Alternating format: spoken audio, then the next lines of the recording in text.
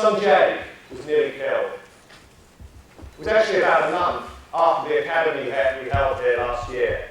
I remember it well. It was the 18th of July, the first day of our family holiday in the south of France. We'd hired a cruiser, a boat, to cruise along the French rivers. We were really excited. We turned up on a Saturday, beautiful sunshine, beautiful sunny day.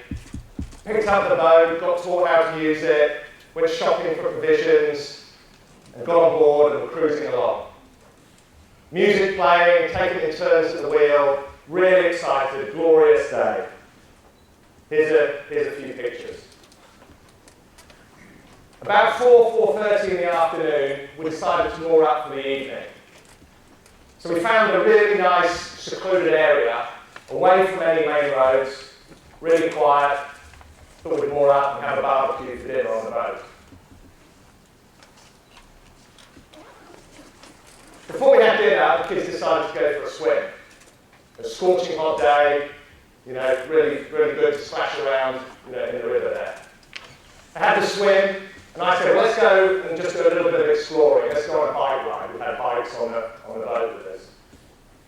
So we were a long way from anywhere, so we went along a dirt track, we went along a country road, and eventually we came to a main road. Now we had a choice. We didn't know where we were. Should we go back to the boat, or shall we carry on and try and find a beach? So I said, well, I'll just go over the road and have a look. Is there anything worth looking at? So Jake came with me. A few seconds later, I decided to turn back. I didn't think there was anything worth looking for. And all of a sudden, I heard a shout behind me. Dad, Dad, Dad! I turned around, and I saw Jake, his face contorted in agony, hopping on one leg. I dropped my bike and rushed over to him. Dad, Dad, I've been hit by a car. I've been hit by a car. As I got closer to him, I saw blood pouring down his face, down his chest. I looked down while he was hopping on one leg. His foot was hanging off. My wife, Vaughan, and Jess came running over the road, screaming, crying. Jess had watched as a speeding car had hit her brother, right opposite the point of impact. Jake was apologising repeatedly in my arms. I was holding him there. Dad, I'm so sorry, I've ruined our family holiday. Selfishly, I was just thinking about his sporting career. He's a great soccer player, played rugby for Hong Kong, and I had a similar accident as a teenager, which had ruined my sporting career, and that was the main thing that was going through my mind.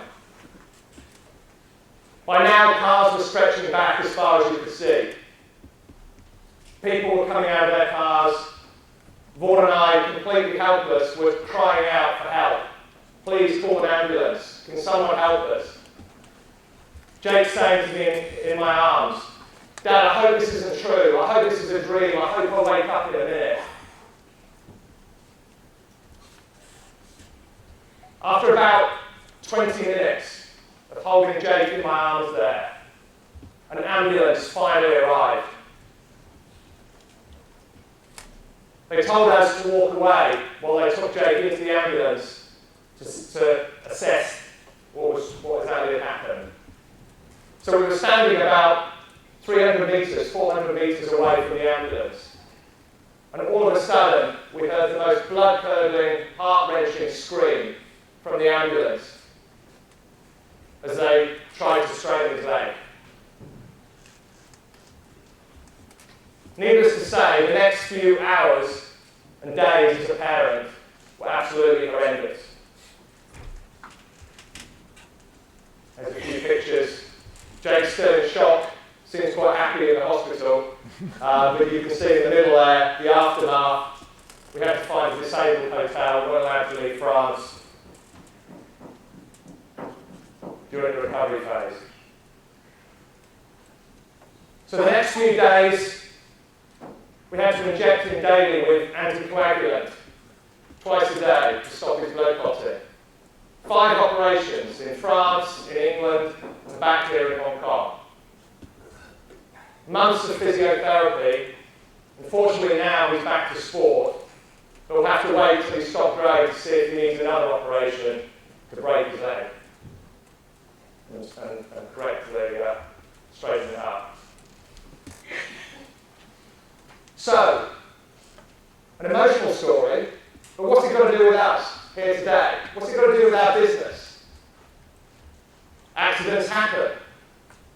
Typically, there are many contributory factors. Some believe in destiny. But in this case, the driver was found guilty of negligence. The police conducted a long investigation, interviewed everyone at the scene. The driver was found guilty of negligence. Why?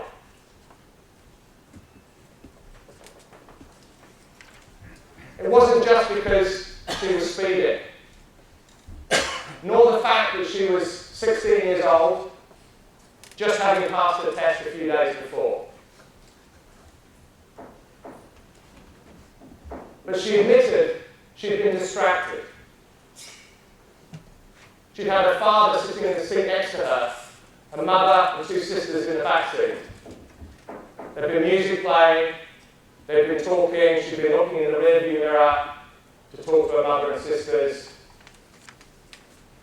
But perhaps more importantly, like many inexperienced drivers, she'd been looking at the road just in front.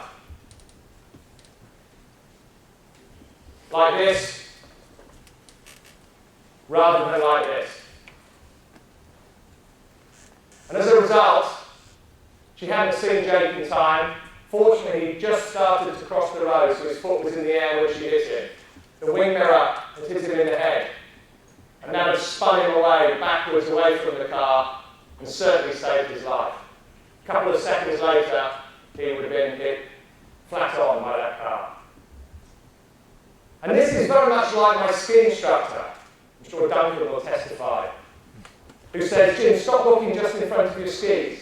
Look long distance. Anticipate what's coming ahead so you can take action in time. And that's exactly the context for Vision 2020. When we leave here in 3 days' time, I don't want any of us to be like that inexperienced driver. How many of us today are caught up in the busyness of everything we're doing? We love at PwC to talk about how busy we are. We'll always be busy. There's always things to do. But as the senior leadership team here for risk assurance, we've got to be focused on the horizon, anticipating what's coming up ahead. Taking action today in light of all that disruption happening around us. And it's not just challenges, but there are tremendous opportunities as we go forward too.